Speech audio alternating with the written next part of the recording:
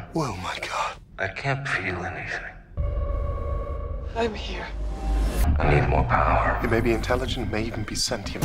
This is not well. Shut it down. Shut it down? It's him! Enjoyed the film? Good, I'm glad you liked it. It was very exciting. Good. So your character, Max, believes that there should be a line drawn between technology and kind of human beings.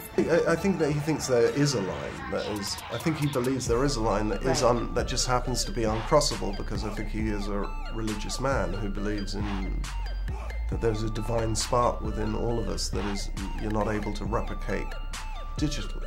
You know? And how do you feel about technology and some of the moral and cultural questions that come up with its advances? I think it's a double-edged sword. I mean, I think it always has been. Depending, you know, if you're the caveman with the rock, then technology's great, and if you're the caveman without the rock, it kind of sucks. And there's a lot of people right now in the world at the sharp end of our technology, and that's not great. Yeah. However, you know, there's also we have the ability to 3D print a prosthetic arm for a you know, some child who wouldn't normally get to have a prosthetic arm, and that is extraordinary. And it is extraordinary in the micro that I can Skype with my friends and family in London. I live in New York now, but it's also a sadness to me that you sit down in a cafe and nobody looks at each other. Yeah, it's totally, you know, or I'm playing with my child and I hear my thing being... You interviewed some brain scientists for your role, I read. How did that help you prepare, and what was that like? That had to have been interesting. Well, it helped me feel like I had been at least a little bit diligent, you know. Without it, you feel like you're just wearing a pair of glasses and pretending to be clever, and that's probably, you probably come up with the same thing anyway, but it at least makes you feel like you've put some effort in, and it was amazing, and really started some sort of creative juices going because it was shocking. When you have an idea of, oh, I'm going to play the scientist with the glasses and all that, how do you move past that to make it authentic? Well, I'm not sure, you know, I mean, that's for critics to decide whether we're successful or not, because I can guarantee you that neither Johnny or I, perhaps Rebecca she's very smart, but Johnny and I are very foolish. And so there's a lot of play acting involved, but you know, you read books. You read books and you talk to people, and it was, I mean, I'm so untech savvy, it was shocking. Shocking to talk to these guys who are the foremost, you know, neuroscientists in the world, and they, you know, you ask, well, how far-fetched is this, you know, because I'm an actor and I'm just trying to make this thing feel real for myself, and they went 30 years. And I went, what? I went, oh, we'll upload a break in 30 years. Did you, so you saw the film, right? Yes. Yeah. Okay. Because I saw an interview where you said that you often don't watch your films. Yes. And I thought, that's very interesting. Why is that? Well, sometimes I feel like, well, I'll be, to anybody else I would lie, and I'm going to be totally honest with you. Sometimes I'm just not interested. Sometimes I feel like I already had the experience, or sometimes the experience was difficult and not very nice, and I just don't want to go back there. And sometimes I just don't want to see myself on screen. Yeah. But then sometimes the project was interesting enough, or you're just so, you feel so involved with it that you really want to see how it came out. Ultimately, at the heart of the story is a love story about a woman who will do anything to keep her husband alive. Yeah.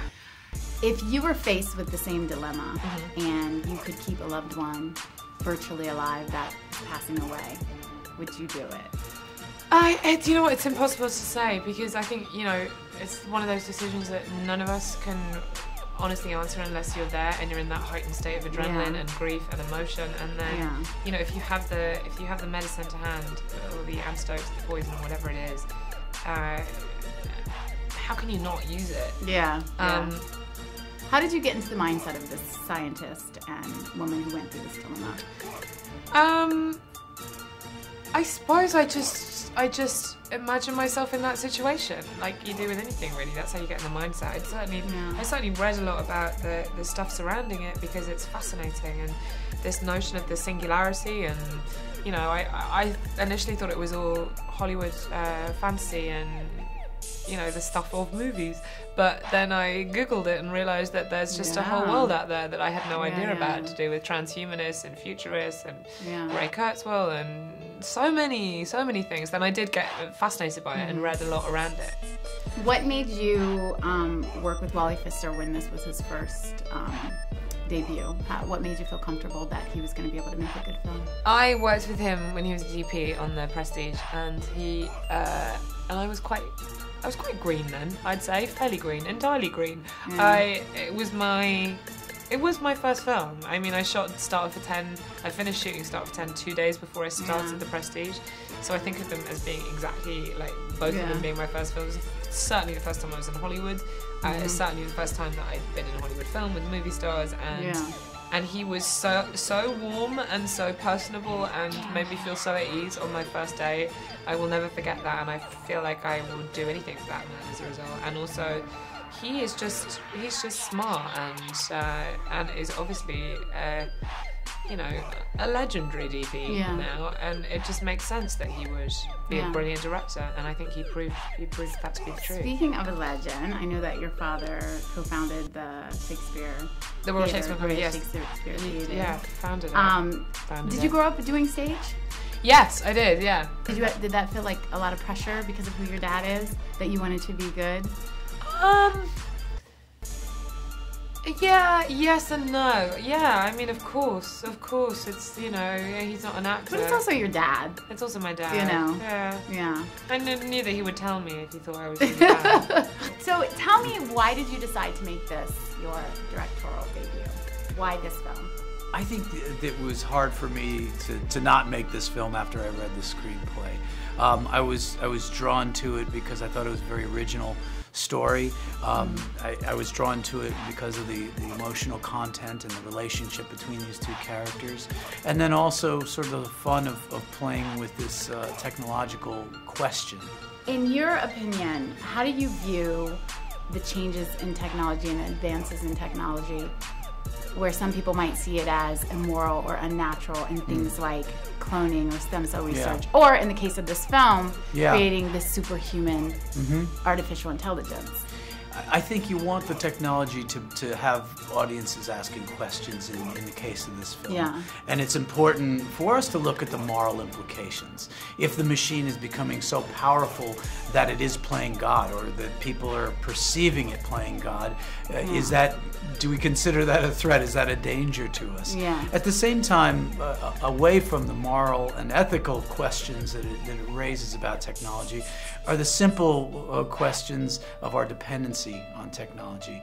Are we becoming too dependent on technology? Yeah. Is some of these devices taking more from us than they're giving to us? Yeah. Are they making things more complicated rather than simplifying our lives? I read that you spoke with a lot of scientists and researchers. Do you feel, after the research you did and doing this film, that there will come a time where artificial intelligence will supersede human intelligence? If you listen to a lot of these professors and scientists, as I have, then you do get the feeling that this is something that they foresee in the future. Now, how soon it comes is kind of anybody's guess. But it's hard to predict the speed at which computing increases every year. So, you know, whether, you know, a thinking machine is able to surpass that of our own thinking machine is 20 years away or 30 years away or 50 years away is anybody's guess. But I think that most of these scientists are saying that it is inevitable. Wow, wow. One of the things that I thought was interesting about this film, and I want to know how you dealt with it and shot it, is that one of the characters was basically a virtual character for much of the film, Johnny Depp's character. How did you approach that when filming? Well, Johnny's character in the film later on is a virtual character. However, the image of Johnny was captured live on a video camera and then somewhat manipulated. So we were able to project a live image of Johnny on the screen, even though in theory he didn't exist except in a machine, so that the two actors were able to interact. So every scene where we had Rebecca Hall playing Evelyn and Johnny playing Will Castor interacting with each other, they were seeing and hearing each other live.